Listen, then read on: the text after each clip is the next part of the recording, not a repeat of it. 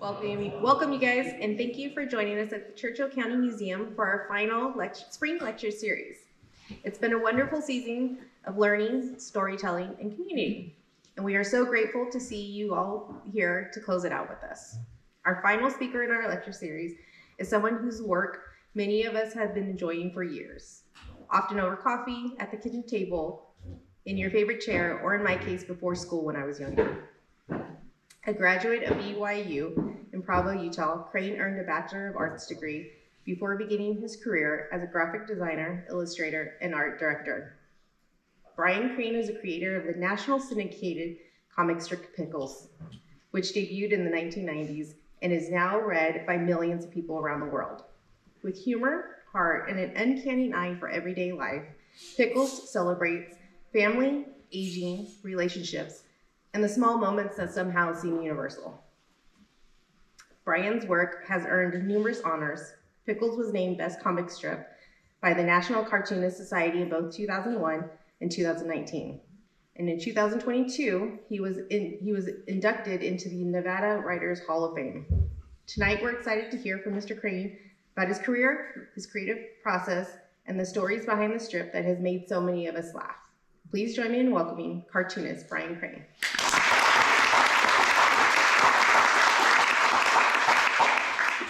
Thank you for being here. I'm blown away by how many people showed up. Thank you for taking the time, and I hope you enjoy what I'm going to talk about here.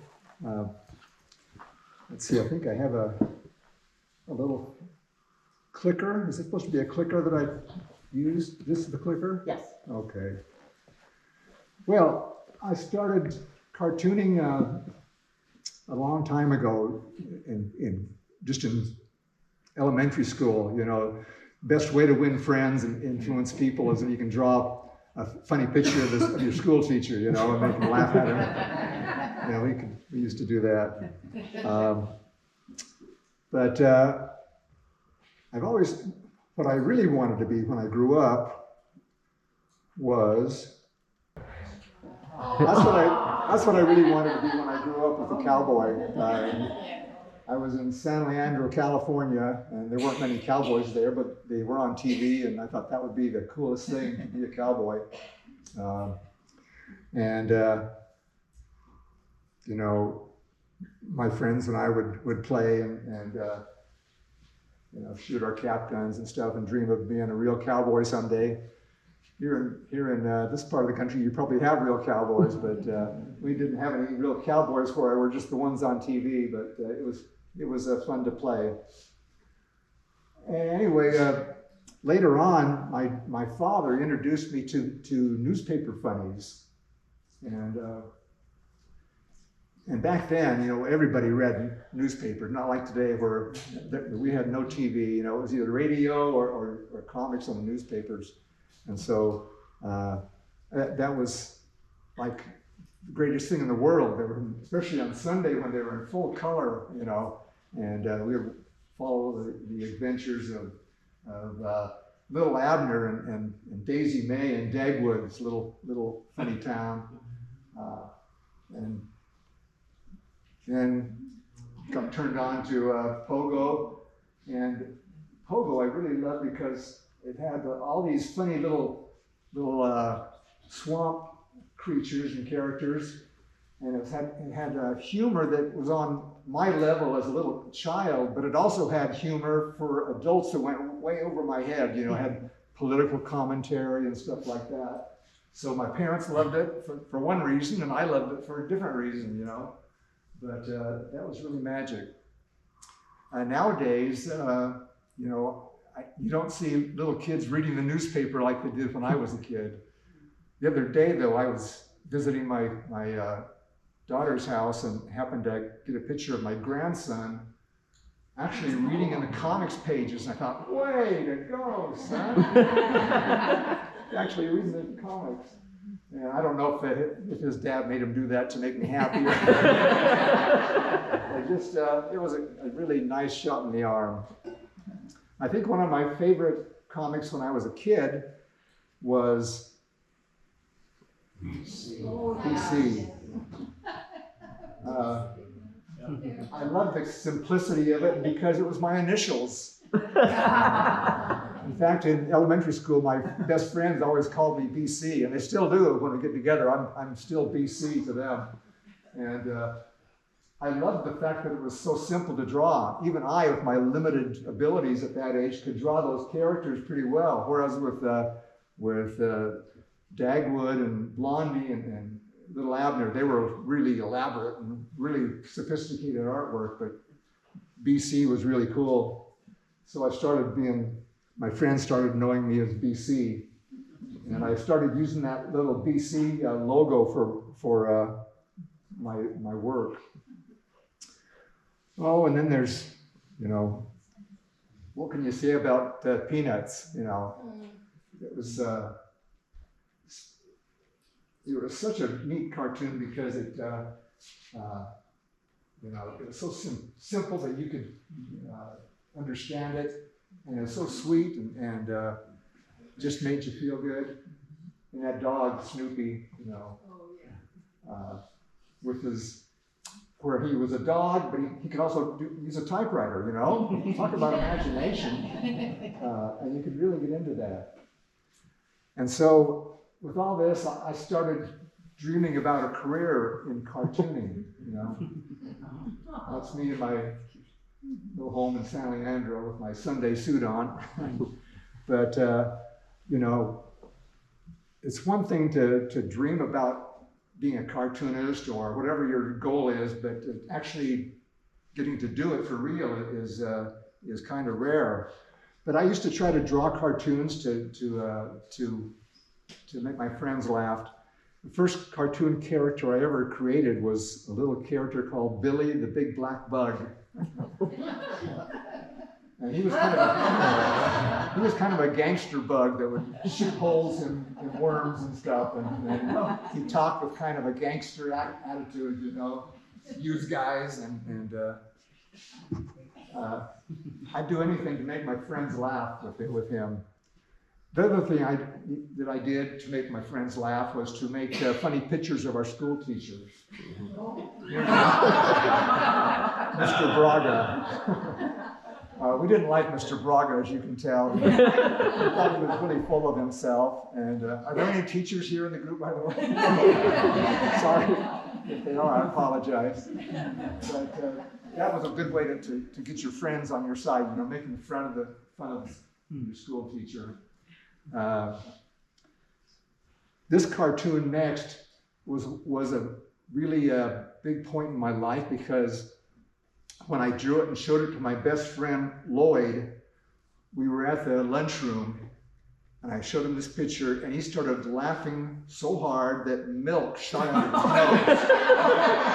And to a cartoonist, that is like the Nobel Prize. And I've never achieved that since then. That's the only time anyone shot milk out of the nose for one of my cards. Here it is. I don't know why, but we just thought that was hilarious. Well, like I say, my first dream was being a cowboy. But according to a recent poll, you've only got 1 in 5 chance of achieving your childhood dream, which probably explains why you don't run into that many cowboy princesses or space rangers. We have these dreams of what we want to do when we grow up, and sometimes reality, you realize you have to make a living at it, and it may not be what you dreamed of, but at least it pays the rent.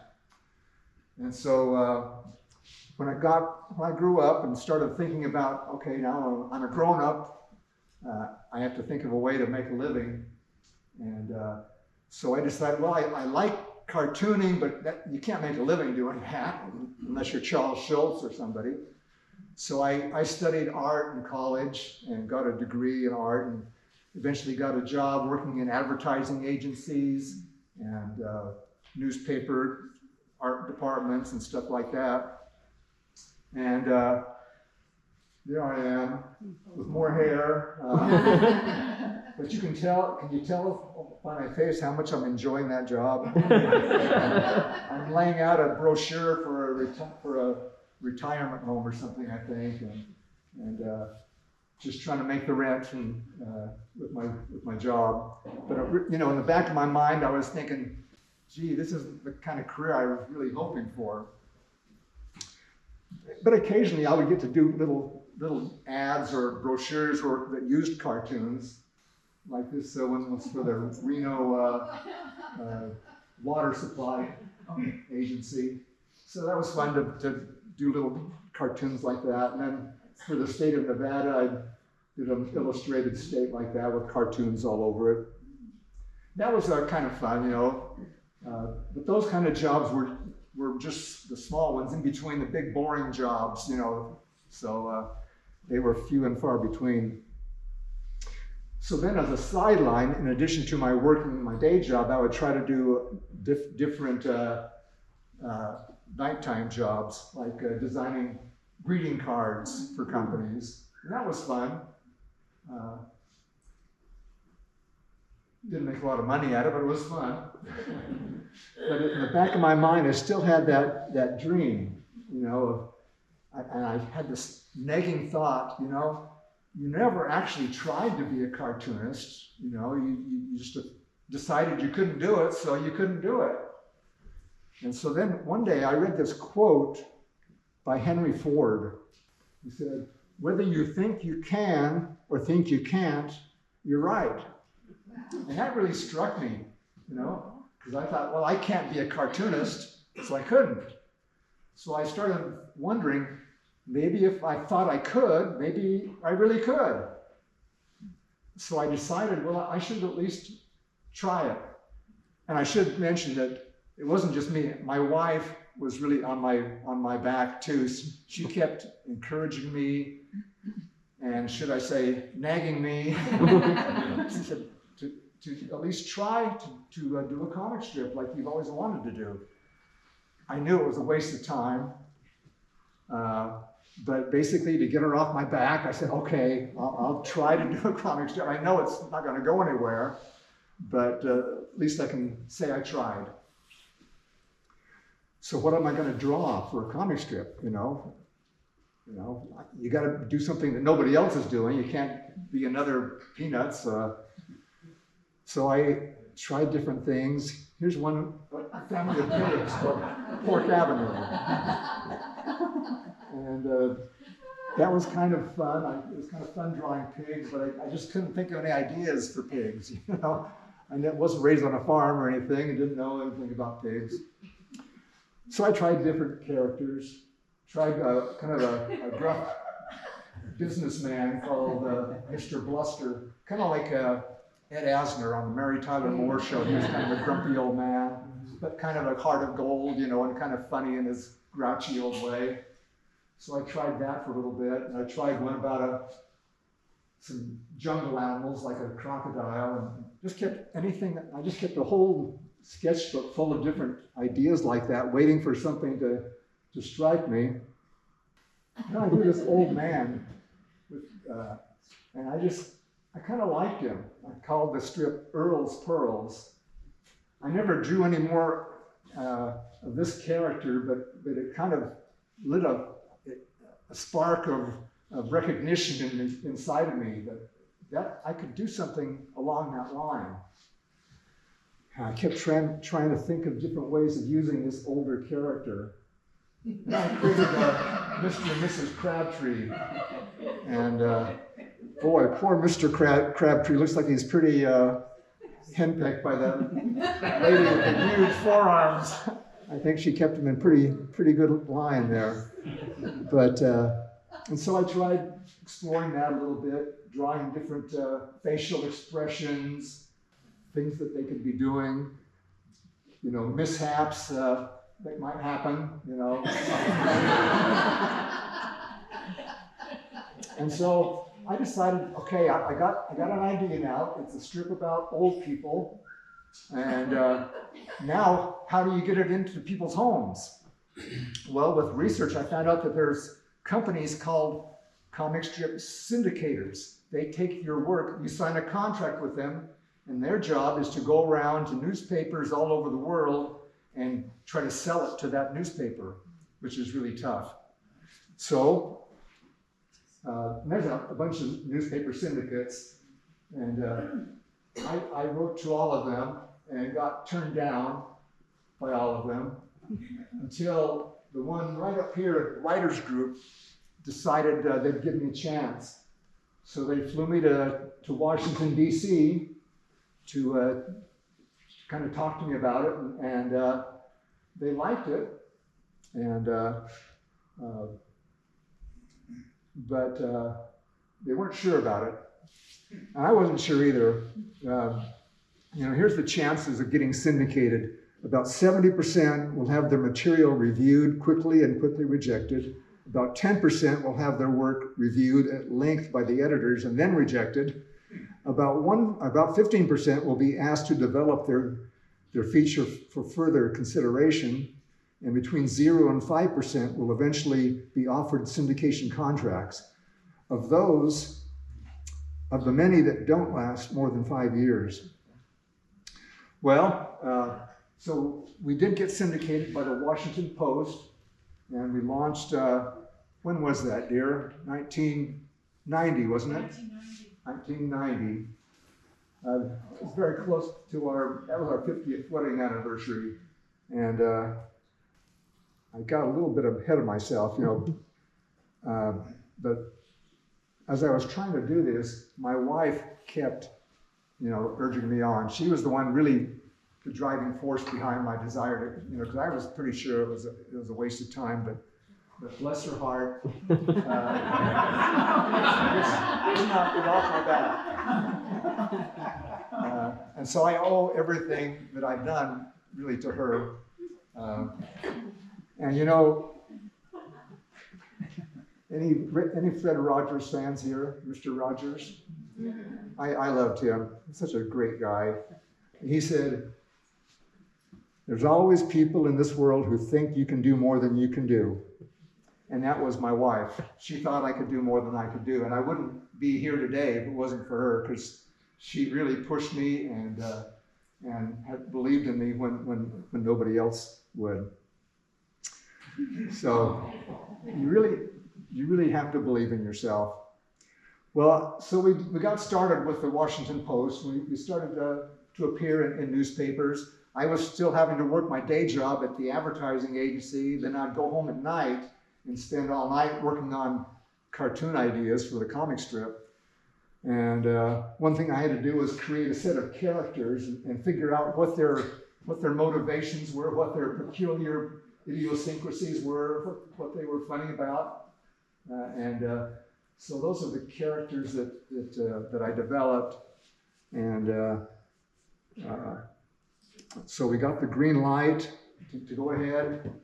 And then the thing you have to think about is be careful what you wish for, because you just might get it. So here I am with a contract, and now I'm under contract to produce this comic strip, 7 days a week, whether I feel like it or not. Before it was, I would do it when I felt like it. But now I'm legally obligated to produce a comic strip every single day of the week for the rest of my life. And that's a heavy load to think about. So I did get started.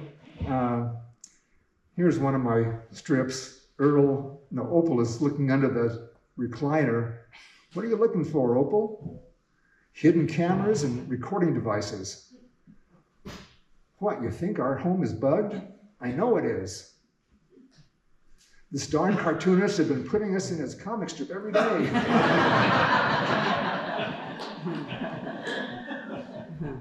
And then she says, you actually believe this cartoonist is spying on us? Oh yes, come on, that's crazy. Is it? Look at today's comic strip. Ha! That's you getting a black eye trying to pull a quilt out of the dryer. Yesterday it was you getting your arm stuck in the sofa searching for the remote. I'll call a lawyer. Anyway, so those are some of the strips I was working on. Let's see. A few years ago, after we'd been doing the strip for a while, we had a a look-alike contest to see who in the city where I was working, Reno, Nevada, who would be the closest look-alike to Earl and Opal, and we had some prizes to give away.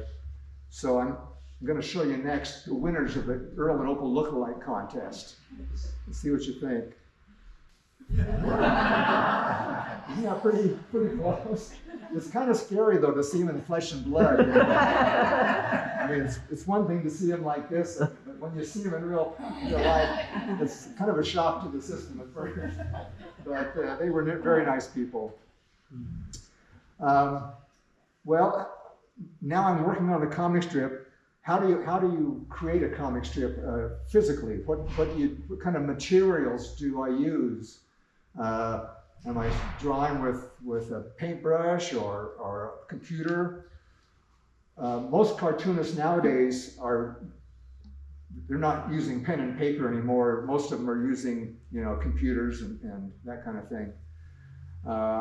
I'm basically on the same technology level as an old monastery monk.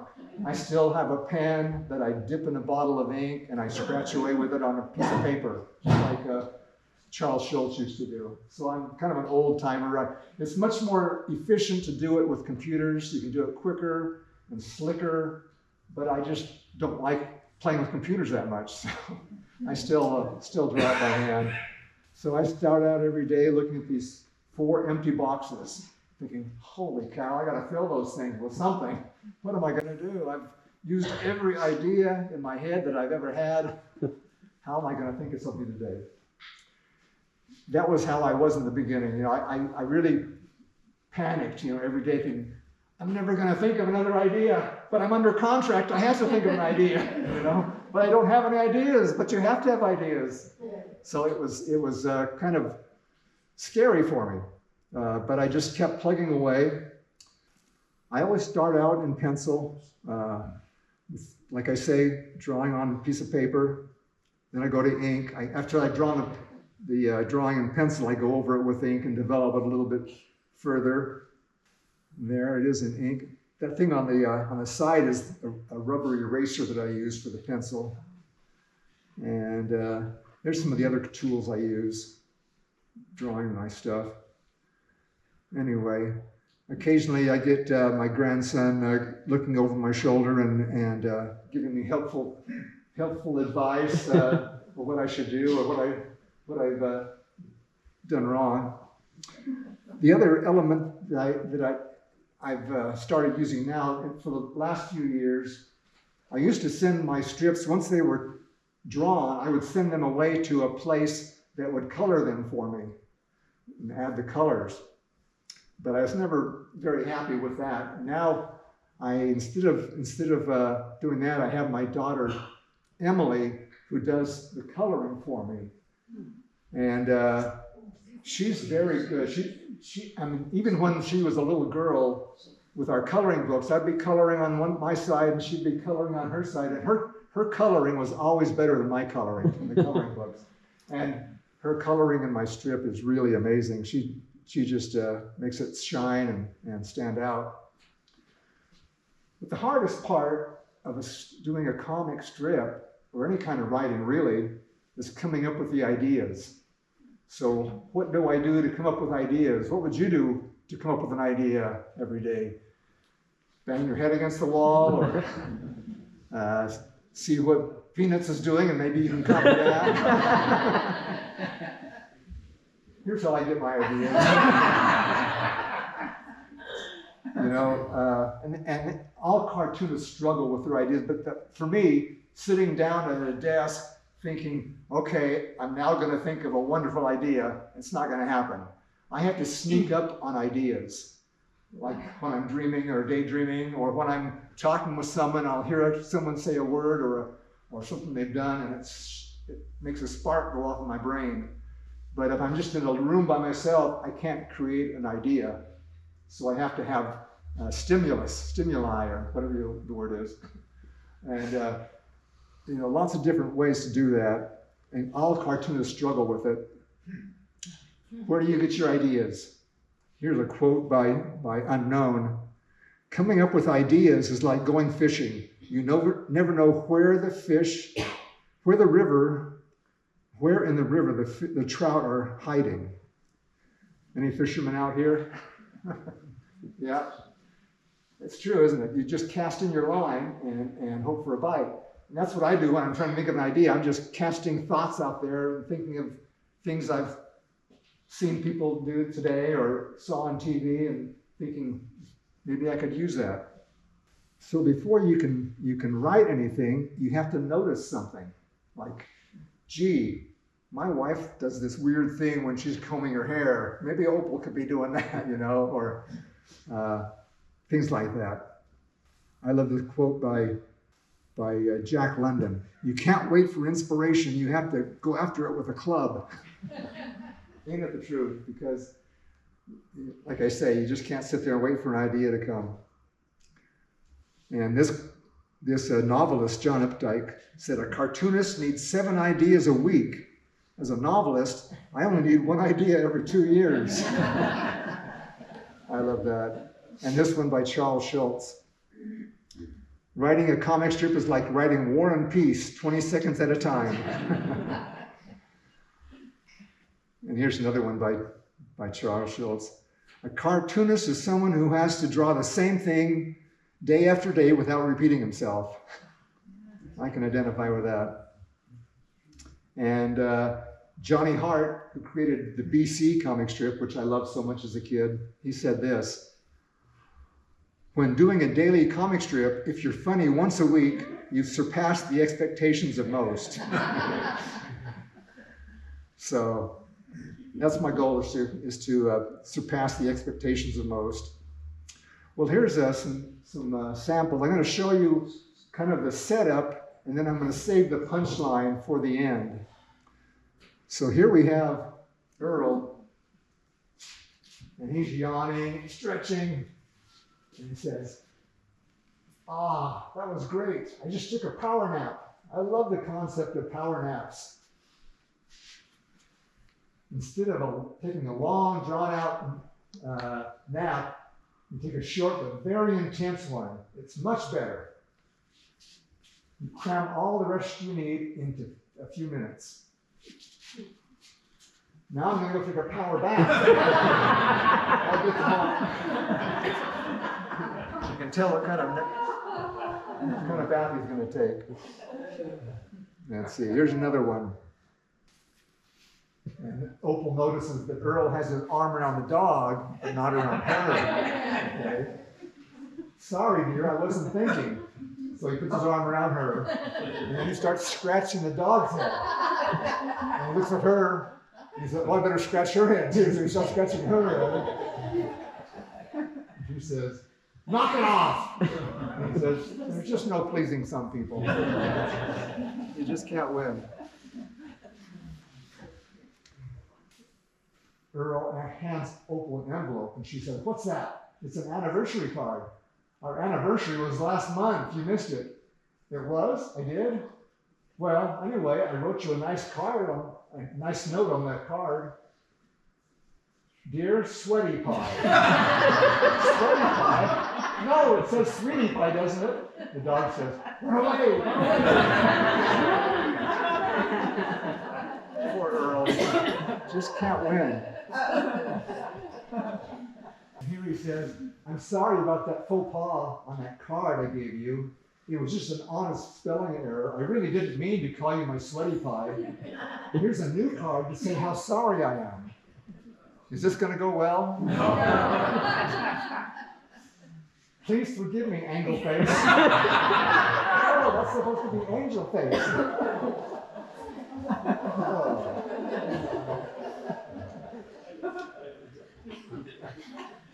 Well, my Sunday comic strips are a lot more involved. They take a lot more room and a lot more writing.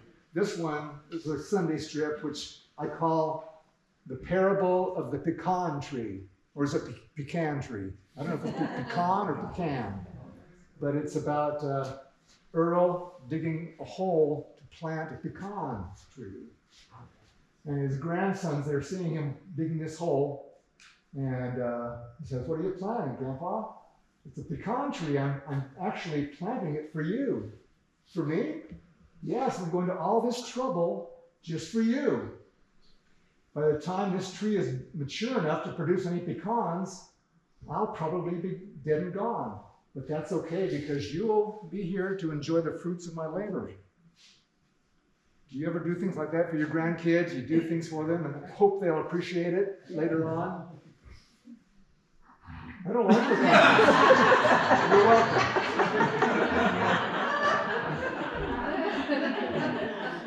Poor Earl just can't win.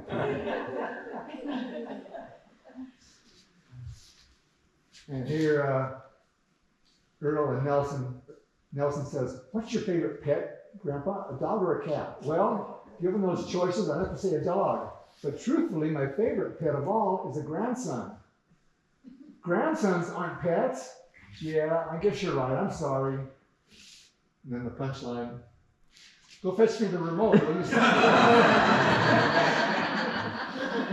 Who says grandsons aren't pets?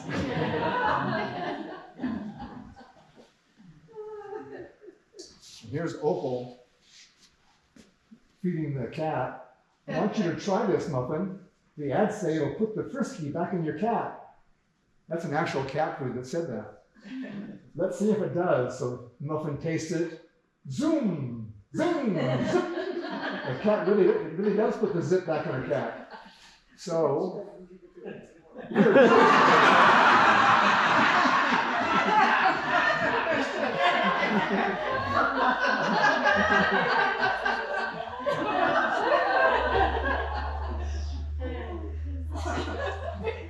well, here's a question. Are you folks happy? Are you happy? I hope you are. It's good to be happy, isn't it? Yep. Opal, would you say we're happy? She said, of course we're happy. And he says, I mean, sometimes you can go through life not really knowing if you're happy or not. And it's not until you look back on it years later that you realize you actually were happy. You just didn't realize it. Oh, shoot. Take my word for it. You're extremely happy. That's good to know. Sometimes you have to be told that you're happy. You may not realize it, you know? Well, that's pretty much my show. Now I'd just like to see if you guys have any questions that you'd like to know about cartoons or anything, or comments you'd like to make. Yes, sir. Who is your favorite cartoonist, other than yourself? No, I mean, you obviously really look up to Charles Schultz, and there's a number of other ones, but who are some of the guys that's like, man, I really like what they're doing? Oh, there's so many. Charles Schultz by far.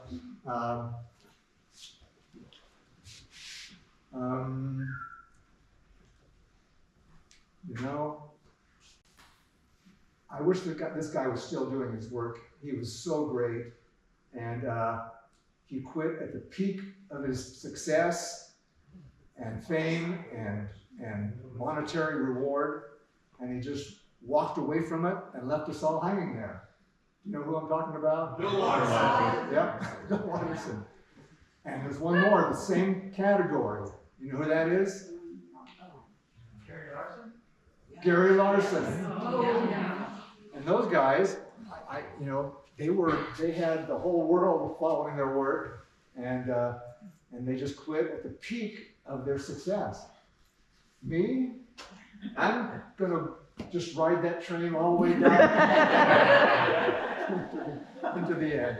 I'm gonna keep doing it until people are so sick of my cartoons, they're just gonna take my pencil and pen away.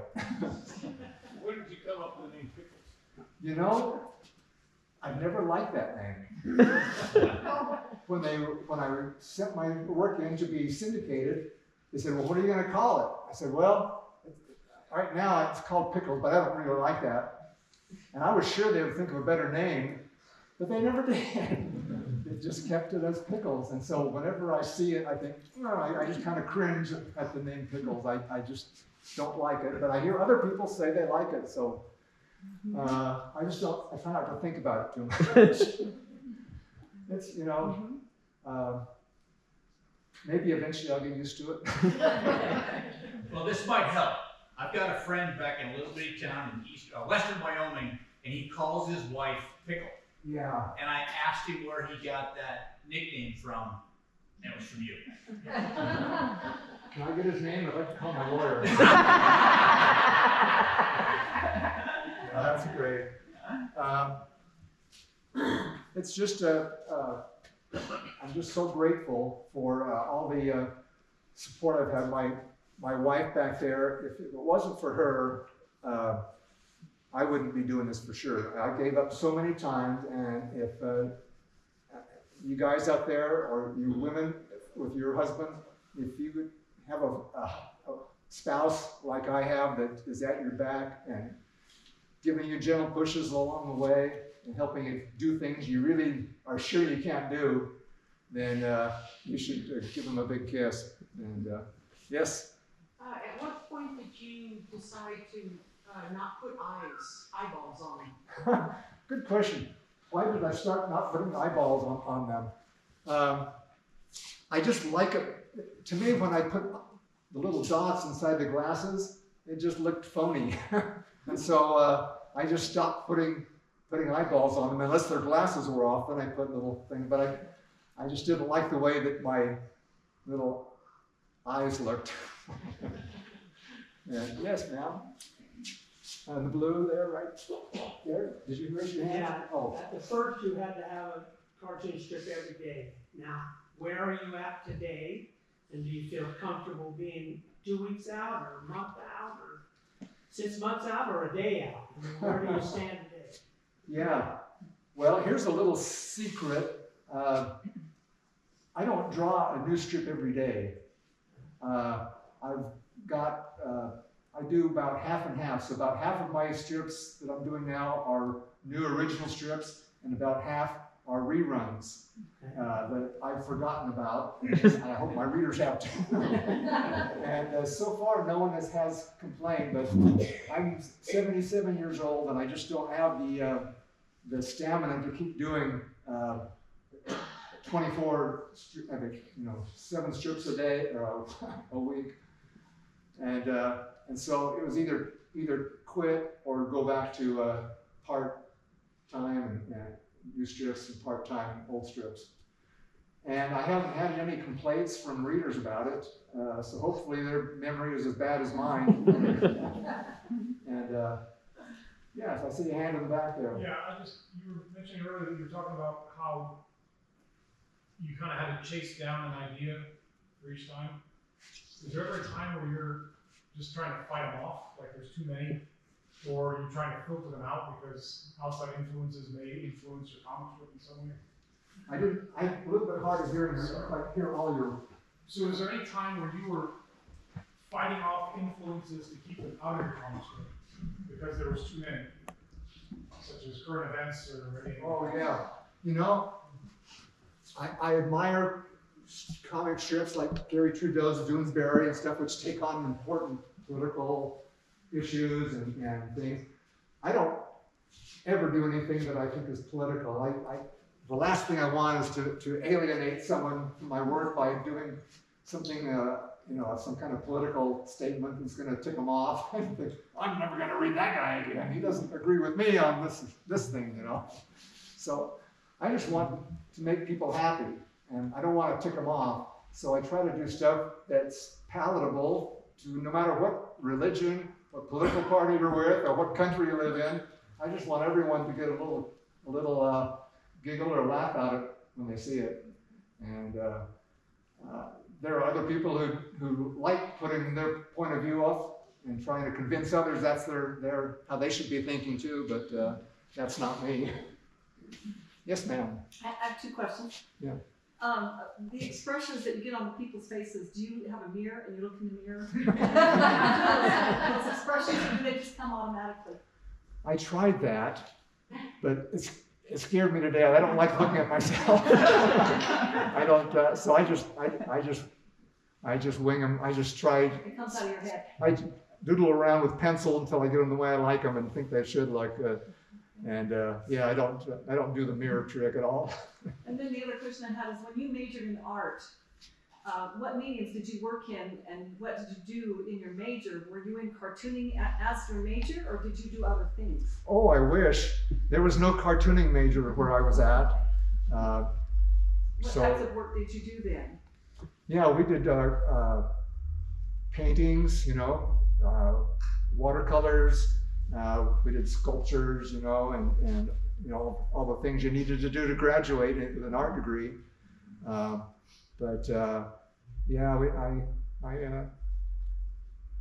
Do you do any of that outside of your comics or? Oh, for a while, years back, I used to do a little wood carving, you know.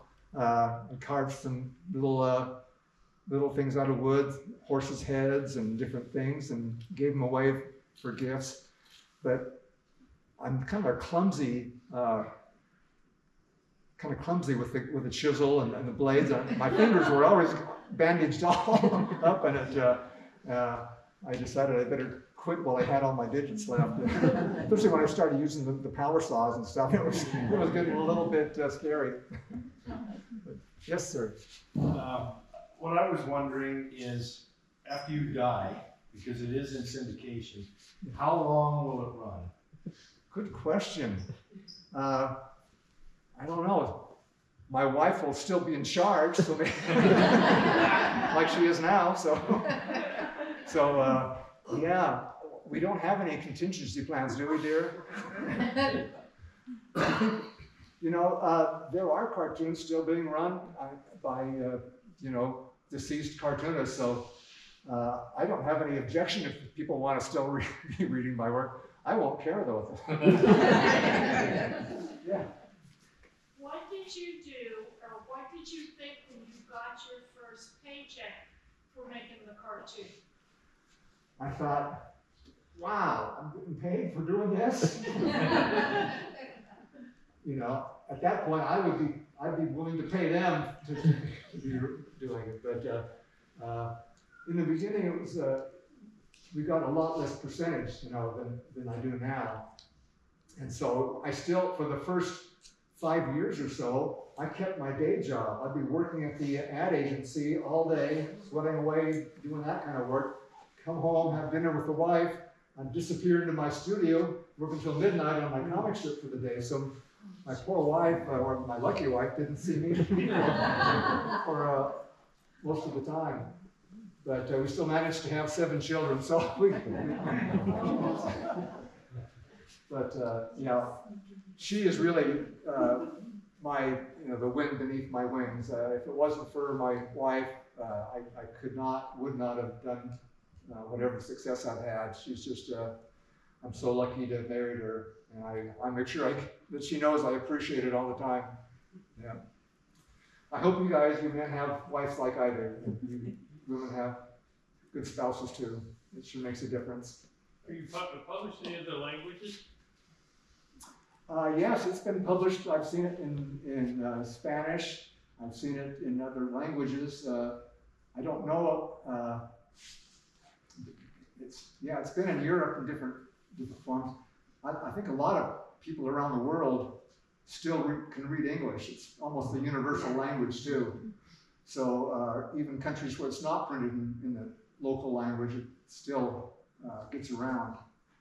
But it's kind of fun to see it and wonder how they're translating somebody's phrases into Greek or something, you know. And I'm wondering, I bet this didn't sound very yeah, but it's sure been a wild ride, and just seeing people like you laugh at my work. You know, usually as I'm working in my studio, slaving away over a hot drawing board, no one's laughing at my work. But I come to places like this, and people are laughing and acting like, wow, that's funny. And so I really thank you for letting me come here and hear some people laughing at my work. It's fun. I hope you've enjoyed it. And it's a pleasure meeting some of you personally, and I'm glad to shake your hand and thank you for being who you are. Yeah.